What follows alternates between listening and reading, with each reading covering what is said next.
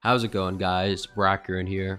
And today we will be exploring Out of Bounds in Natlan. And we will be mapping out all that we can possibly do, which is in this current version, which is 5.0.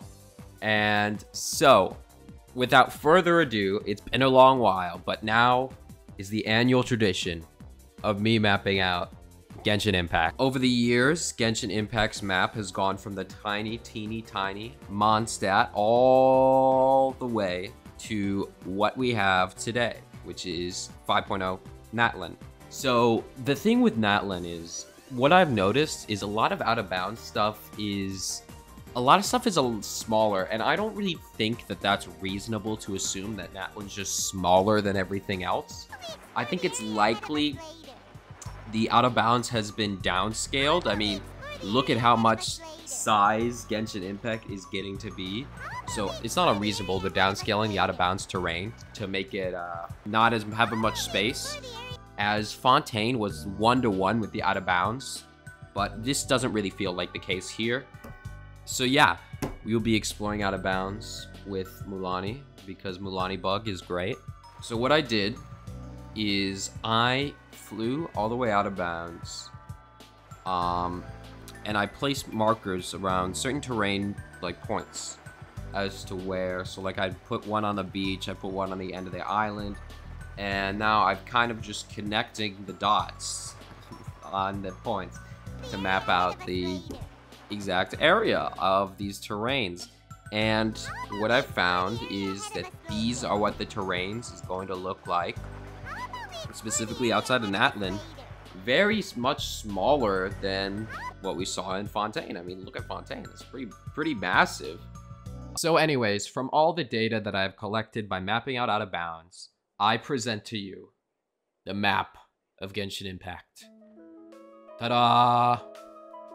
Like I said, Natlan is pretty small, but I think it's larger than it's showing. I mean, maybe. Cross my fingers. I mean...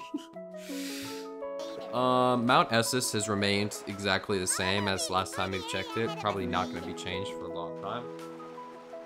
There has been this new low poly area added to the north of Fontaine. That was added in 4.1. So that's new, but it's pretty massive, honestly. It's way bigger than I thought it would be. I mean, it's likely going to be Snezhnaya over here, so just so that you know. But now onto the fun part. What areas are coming next? The best way to figure out where the next area is by following paths that lead to nowhere. I mean, sometimes they just lead to nowhere. I'm gonna be real, there's a couple in Sumeru that just haven't been added ever. But there's this one bridge in Natlan that is likely the next area. And this bridge leads all the way to the little mountain area that we explored with Mulanni. I mean, looking everywhere in Natlan, there's also not really any paths leading anywhere else. Don't worry about this Pyroculus I don't have collected. You didn't see anything. So I think it's reasonable to assume that the next area is going to be this big mountain that we see over here. I will say though, there's a chance that there's not a new area in 5.1 because it hasn't appeared in the promotional material. And if you saw in Fontaine promotional material, they would always have the new area. So there's a chance we just don't get anything new. Apart from that, it's likely we'll have this spiky area after the mountain. I don't really know though. It's not really any paths going that way, so it's really unknown what's gonna happen there. And then this far landmass over here is probably Snezhnaya. As for 5.4, 5.6, I think 5.6 we likely get a Mondstadt expansion with Dormant Port, as that's been hinted to connect to Snezhnaya. As for 5.4, if we don't get it by the time, I assume we get Mari Jivi.